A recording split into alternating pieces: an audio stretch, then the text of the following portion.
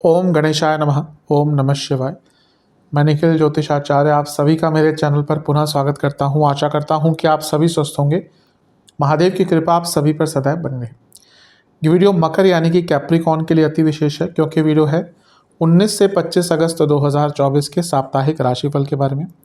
कैसा रहेगा आने वाला सप्ताह मकर के लिए। मेरा साप्ताहिक राशिफल चंद्रमा की गति पर आधारित होता है। चंद्रमा एक ऐसे ग्रह हैं जो बहुत तेज़ भागते हैं और करीबन 2.25 से 2.5 दिन में अपनी राशि बदल लेते हैं। तो स्वाभाविक है पूरा हफ्ता जो कि करीबन 7 दिन का होता है, करीबन क्या 7 दिन का ही होता है, और तो उसमें चंद्रमा कई भावों में रहेंगे, कई राशियों में रहेंगे, कई ग्रहों के साथ युति योग दृष्टि संबंध बनाएंगे। चंद्रमा मन के कारक है और विशेषता ये होती है उनकी कि जिस भाव में होते हैं उसको एक्टिवेट कर देते हैं। इसीलिए साप्ताहिक राशिफल की विशेषता बहुत बढ़ जाती है। आने वाले सप्ताह को कैसे प्लान आउट करें, किन चीज़ों का लाभ उठाएं, किन चीज़ों से बच के रहें, इन चीज़ों को प्लान आउट करने के लिए अपने जीवन में इसको एक स्थान देने के लिए साप्ताहिक राशिफल बहुत इंपॉर्टेंट होता है। यदि आपकी लग्न राशि या चंद्र राशि मकर है, दोनों ही गाइडेंस के लिए राशिफल को देख सकते हैं। टेक्निकली आप बोलें कि लग्न राशि मकर है तो अलग राशिफल बनाइए, चंद्र राशि मकर है तो अलग राशिफल बनाइए, नहीं हो सकता। जहाँ से ज़्यादा आपको सटीकता बैठती है वहाँ से देखिए। मेरा क्या मानना है, मैं हमेशा कहता हूँ लग्न राशि देखेंगे अच्छा रहेगा। तो शुरुआत करते हैं। चंद्रमा 19 तारीख के शाम के 7 बजे आ जाएंगे आपके दूसरे भाव में यानी कि कुंभ में, और 21 तारीख रात के 8 तक यहीं पर रहेंगे। दूसरे भाव में चंद्रमा का आना अच्छा ही होता है, क्योंकि खुद इंदु हैं, धन के एक वन ऑफ द कारक माने जाते हैं और एक्टिवेटर हैं, इसलिए दूसरे भाव में आके एक्टिवेट करेंगे। और यहाँ पर शनि भी साथ में है जो खुद धन स्थान के स्वामी हैं, तो बहुत अच्छा दिख रहा है। दूसरा यहाँ पे जो चंद्रमा है ये पूर्णिमा वाले हैं, पूर्णिमा योग बन रहा है, क्योंकि सूर्य का चंद्रमा पर प्रभाव है। शुक्र की दृष्टि है जो आपके लिए योग कारक ग्रह हैं और अष्टम में बैठे हैं, और वक्री बुध भी देख रहे हैं। अब इतने सारे ग्रहों का प्रभाव धनस्थान पर और चंद्रमा का आना अत्यंत विशेष सूचक है कि पैसा बड़ी मात्रा में आपके पास इस हफ्ते आने वाला है। शुरुआती भाग हो या पूरा हफ्ता हो, धन के मामले में बहुत अच्छा है। अचानक से धन की प्राप्ति हो सकती है, हिडन सोर्सेस ऑफ इनकम है आपके, वहाँ से वृद्धि होगी, घर वालों से लाभ मिल सकता है। शुक्र क्योंकि योग कारक है, इवन जॉब चेंज करने का योग बनता है, क्योंकि 8वें घर से इतने सारे ग्रह देख रहे हैं और शुक्र खुद 10वें घर के स्वामी हैं। और इसके साथ ही बुध जो कि आपके 6ठे और भाग्य स्थान के स्वामी है वो भी देख रहे हैं, यानी कि कार्य पूर्ण करने में भाग्य का भी भरपूर साथ मिलने वाला है। तो हफ्ता अच्छा है। ध्यान क्या देना है कि चंद्रमा और शनि यानी कि विषदोष और इतने सारे ग्रह 8वें घर से देख रहे हैं, जिसमें से बुध वक्री होकर देख रहे हैं, शनि भी वक्री हैं। 2 चीज़ें हैं जिनका ध्यान रखना है। पहला, अपनी वाणी पर बहुत नियंत्रण, बहुत कंट्रोल, प्रॉब्लम हो सकती है वाणी के कारण। दूसरा, इन्वेस्टमेंट से बचिएगा, यानी कि पैसा आ सकता है लेकिन कहीं पे पैसा डालना नहीं है। और तीसरा एक और चीज़ है कि घर में बात बहुत आराम से कीजिएगा, कुटुंब में, क्योंकि कुटुंब में संबंध यहाँ पर बिगड़ सकते हैं। अन्यथा ये समय अच्छा है। यहाँ पे अगर हम देखें तो 10वें भाव से 11वें भाव में बहुत सारे ग्रह हैं, यानी कि कर्म का फल मिलेगा। अब ये केवल करियर का नहीं, पूरे जीवन की हम जीवन को इसमें अप्लाई कर सकते हैं। तो आप जो भी कर्म करेंगे उसमें आपको लाभ प्राप्त करने की संभावना बहुत बढ़ जाती है। गुरु से भी केंद्र में है तो गजकेसरी योग भी बन रहा है, तो भौतिक रूप से बहुत अच्छा टाइम है। नवांश कुंडली कह रही है कि जो चेंजेस लाने का प्रयत्न बहुत टाइम से कर रहे थे, ये वो समय है जब वो चेंजेस आ पाएंगे। दशमांश कुंडली कार्य क्षेत्र में अच्छा टाइम है, क्रिएटिव रहेंगे, जॉब चेंज का मौका जैसे मैंने कहा बन रहा है। बिजनेस की जहाँ तक बात है अच्छा टाइम है, लेकिन अपनी ऊर्जा एकदम मत खर्च कीजिएगा, यानी कि आप बहुत ज़्यादा ओवर एक्टिव हो जाएंगे और फिर प्रॉब्लम हो सकती है। लव लाइफ, अपने पार्टनर की बात को सुनने का, समझने का प्रयास कीजिएगा, फिर रिएक्ट कीजिएगा। वैवाहिक जीवन की जहाँ तक बात है कम बोलिएगा, जितना कम बोलेंगे उतना अच्छा रहेगा। स्टूडेंट्स, आपका थोड़ा सा अपने दिनचर्या पर, अपने पूरी स्टडीज़ पर कंट्रोल खोता जा रहा है, इस पर थोड़ा सा ध्यान आपको देना पड़ेगा। सेहत, आँखों की प्रॉब्लम, दांतों की प्रॉब्लम, नसों की प्रॉब्लम। सर्वाष्टक 4था भाव बली है, प्रॉपर्टी संबंधित कुछ लाभ आपको प्राप्त हो सकता है, क्योंकि चंद्रमा 4थे से लाभ स्थान में बैठे हैं। 21 तारीख को चंद्रमा आ जाएंगे आपके 3रे भाव में, रात के 8 बजे के आसपास ये होगा, और 23 तारीख रात के 9 तक यहीं पर रहेंगे। चंद्रमा का 3रे भाव में आना वैसे अच्छा ही माना जाता है। अपने भाव से त्रिकोण में चले गए, यानी कि अपने भाव से नवम में चले गए, यानी कि भाग्य का साथ मिलेगा।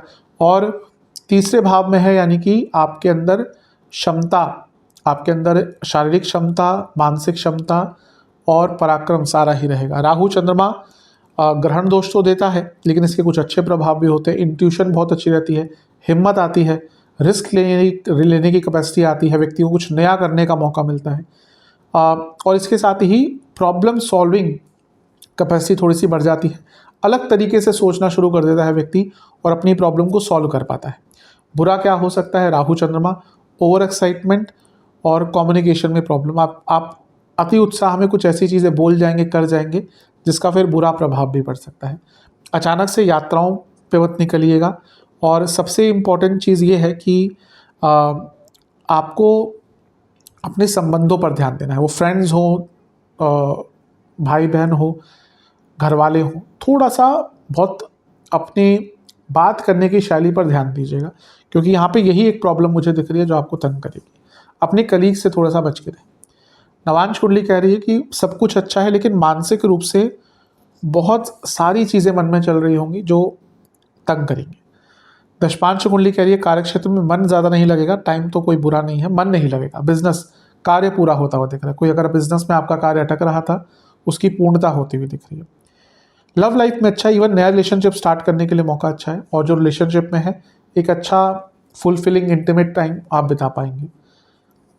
वैवाहिक जीवन, बदलाव आ रहे हैं पार्टनर में बहुत सारे और आप में भी बहुत सारे, इन बदलावों को समझने का प्रयास कीजिए वरना प्रॉब्लम होगी। स्टूडेंट्स, आप ऊपरी तौर पर तैयार हैं, आपको लगता है सब कुछ आता है, लेकिन कहीं ना कहीं आपकी तैयारी में कमी है, ध्यान दीजिए। सेहत,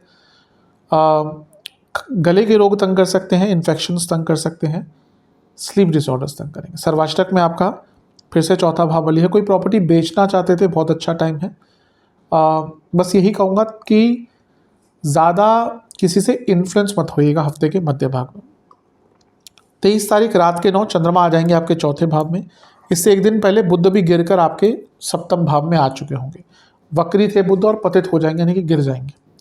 23 तारीख रात के 9 बजे चंद्रमा यहाँ पे आएंगे, जैसे मैंने कहा, और सप्ताह के अंत तक यहीं पे रहेंगे। चौथे भाव के चंद्रमा मिश्रित प्रभाव देते हैं।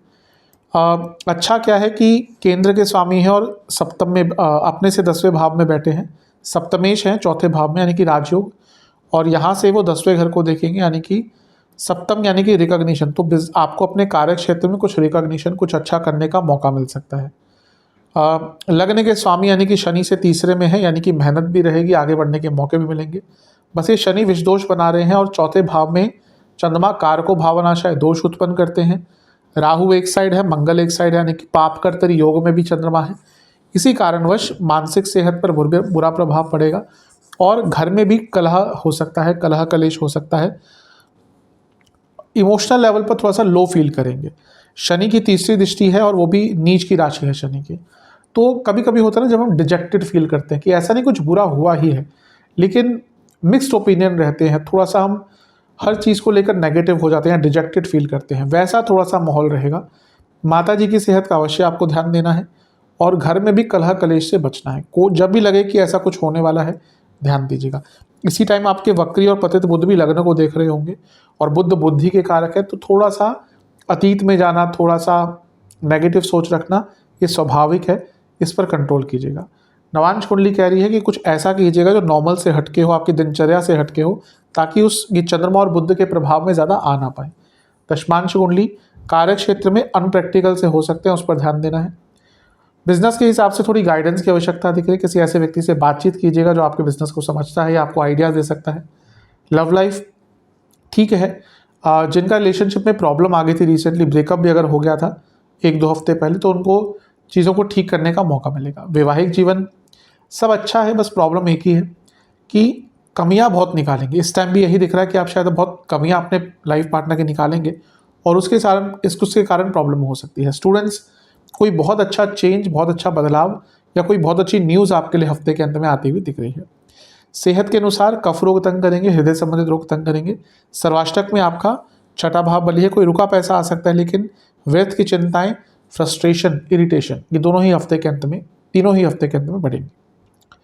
उपाय के स्वरूप में आपको शनि चालीसा का एक बार पाठ करना है, हनुमान चालीसा का एक बार पाठ करना है, और दोनों ही देवताओं को एक सरसों के तेल का दिया अर्पण करना है।